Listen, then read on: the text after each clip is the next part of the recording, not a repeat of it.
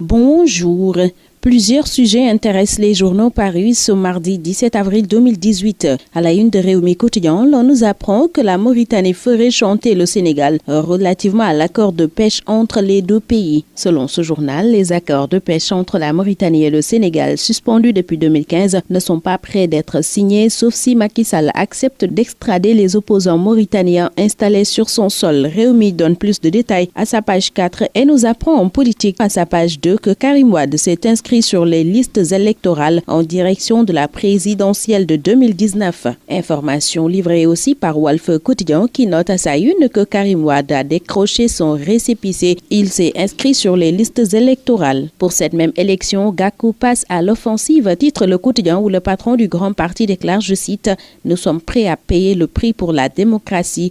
J'appliquerai les conclusions des assises nationales. Le Sénégal a connu des taux de croissance de 7% en 2003 ou 2004 sous Wade. » Fin de citation. Gakou revendique aussi dans ce journal avoir le plus grand parti. L'opposition, elle, est sous haute surveillance en direction des manifestations du 19 avril. Macky sera à l'Élysée le même jour, renseigne le journal de Madiambal Diagne. Maître Mame Adama Gueye soutient dans Vox Populi que le forcing n'amène que des querelles et Macky doit arrêter. Macky Bathily et l'audience au palais est le titre qui barre la une du quotidien du groupe Futur Média. L'Observateur s'entretient avec Alioune Fall, conseiller politique du président de la République, qui revient sur les échanges entre le chef de l'État et l'ancien patron de la LD. Selon Alioune Fall, s'il advenait que le peuple se mobilise contre le projet de parrainage, cela signifierait simplement qu'il se serait fait instrumentaliser pour livrer bataille contre lui-même. Le parrainage, on en parle avec Dakar Times qui livre les résultats d'un sondage. Selon ce journal, 64% des sondés ne comprennent pas la différence entre mode de scrutin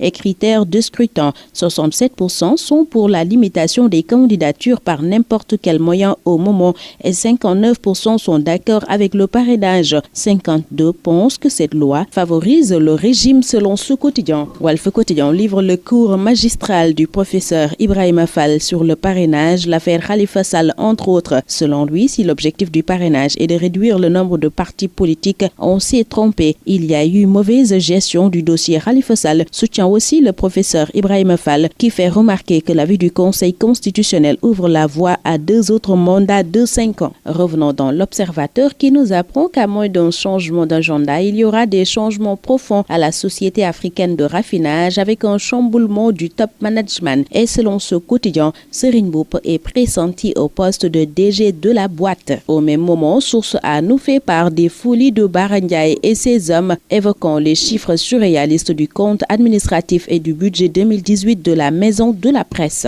Vox Populi livre les confessions d'Abdulaziz Dia à la barre. Le djihadiste Abou Zubair retrace son périple vers le Nigeria, titre ce journal qui évoque le parcours d'un jeune étudiant en géographie à l'UCAD par bus jusqu'au bastion de Boko Haram à Abadam. Mais dans ce procès pour terrorisme qui se tient depuis plusieurs semaines au palais de justice de Dakar, Imam Dawe et compagnie ne sont pas les seuls au banc des accusés, car les avocats de l'imam et le public s'attaquent aux journalistes à qui ils reprochent de ne pas faire correctement leur travail. Cependant, le tribunal estime qu'il ne relève pas de ses prérogatives de vérifier des comptes rendus de presse. Il a rejeté toutes les demandes formulées par la défense de l'accusé Imam Dawe, nous apprend Réumi Quotidien, qui revient sur les faits marquants de cette affaire à sa page 5. À la page 7 de Stade, l'on reçoit Roger Mendy et Cheikh Sidiba. Le premier soutient que si Neymar va au mondial, Kara opéré au-dessus du genou y sera. Sherba, lui, prône un plan B si Kara n'est pas à 100%. C'est tout pour ce tour des journaux. Très bonne lecture, excellente journée à tous.